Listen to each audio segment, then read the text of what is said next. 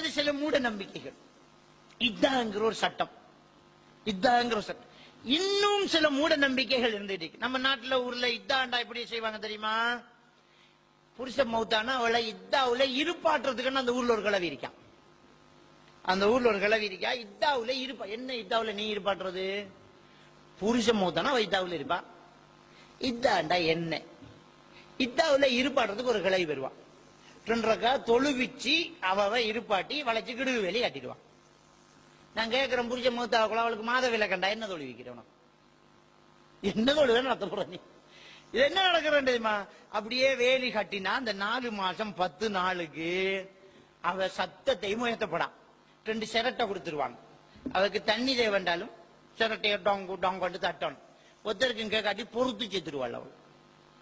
அவ சத்தம் போடப்படா, வெளியில வரப்படா, வெள்ள உடுக்கணும். கலரும் உடுக்கப்படா, வெள்ள உடுக்கணும். பிள்ளை வகுத்துக்காரையும் உள்ள உப்பப்படா. வகுத்துக்கு ஆம்பளை பிள்ளை இருந்தா என்ன போனதா? வகுத்துல ஆம்பளை பிள்ளை இருந்தா, வகுத்துல ஆம்பளை பிள்ளை இருந்தா பாக்குமா? அது சின்ன பிள்ளை மகரம் தானே எல்லாருக்கும். என்ன இஸ்லாம் பாருங்க, சின்ன பிள்ளை எல்லாருக்கும் மகரம் தானே. ஒரு சின்ன பிள்ளை அஜ்னபியா, ஒரு சின்ன பிள்ளை 6 மடியில வேணுமென்றாலும் இருக்கலாம், 6 வேணுமென்றாலும் தூக்கி கொஞ்சலாம்.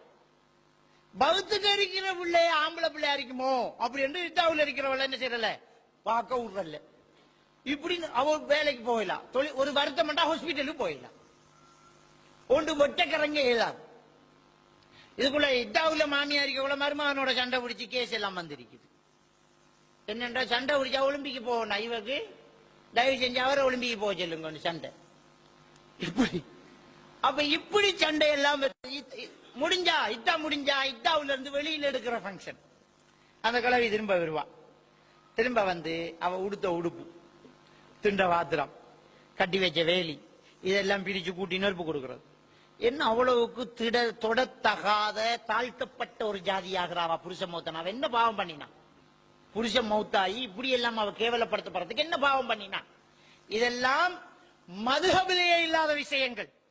இத்தா என்றால் என்ன? இத்தா என்றால் கணக்கெடுத்தல். என்ன கணக்கெடுக்கிறது? புருஷன் மௌத்தானால் பிறை கணக்குப்படி 4 மாசம் 10 நாள் அவ கணக்கெடுப்பா. என்ன கணக்கு? இந்த நாளுக்குள்ள அவ இன்னொரு கல்யாணம் பண்ணப்படாது, கல்யாண பேச்சு வரக்கூடாது, தன்னை அலங்கரிக்க கூடாது, அவ்வளவுதான். வளமையா ஒரு பெண் மறைஞ்சான் இருக்கணும். வளமையா ஒரு பெண் அந்நிய ஆணோட காய்க்கிறல்ல, அந்நிய ஆணோட பேசுறல்ல, அது வளமையா இருக்கிறது. நம்ம ஆக்களுக்கு ஒரு புது சட்டம், புருஷன் மௌத்தானத்தான் போயிடுதல். அது 4 மாசம் 10 நாள் மரம் முடிஞ்சா சலார் மீன்காரனுக்கிட்ட வேலை குறைச்சு கேட்குது. மீன்காரனுக்கிட்ட பொட்டிக்க குனிஞ்சி 300 ரூபாய்க்கு தரனாதாண்டு மீனை பாக்குற அவன் வேற என்னமோ பாக்கு. இதான் நடந்துகிட்டு இருக்கு. தயவு செஞ்சு புரிஞ்சுக்கோங்க, ஒரு பெண் எப்பவும் தன்னை மறைச்சுக்கிட்டு ஒழுங்கா இருக்கும். இதுல மட்டும் இல்ல, ஷாபி மதுஹப் சட்டப்படி இமாம் ஷாபி ரஹ்மத்துல்லாஹி அலைஹி அவங்க சொல்றாங்க, இதா இருக்கிற ஒரு பெண் வருமானம் இல்லாமல் இருந்தால் அவளுக்கு தொழில் தெரியுமா இருந்தா தொழிலுக்கு போகலாம், வேலைக்கு போகலாம்னா வேலைக்கு போ. ஹாஸ்பிட்டல் போகணும், மருந்து எடுக்கணும், ஹாஸ்பிட்டல் போ. சத்தம் போட நான் கூப்பிட்டு மகள் சோத்தை தாண்டி கேட்கலாம், அவ ஒலிம்பி ஆக்கலாம். அவ செய்ய வேண்டிய என்னன்றா அலங்கரிக்க மாட்டான். வெள்ளைதான் உடுக்கணும், அது இந்துக்களுடைய கலாச்சாரம். வெள்ளை உடுக்கிறது, விதவை வெள்ளை உடுக்கிறது ஆற கலாச்சாரம், இந்துக்கள் கலாச்சாரம்.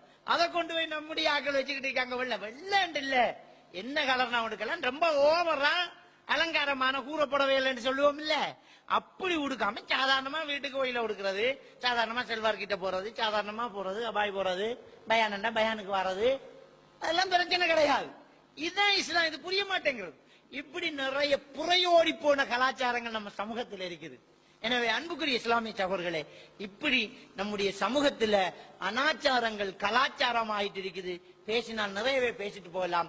எல்லாம் வல்ல அல்லாஹ்வுக்கு சுப்ஹானஹு வ தஆலா நம் அனைவரையும் ஈமானோடு வாழ வைத்து ஈமானோடு மரணிக்க செய்வானாக. வாஹிரு தஅவானா அல்ஹம்துலில்லாஹி ரப்பில் ஆலமீன்.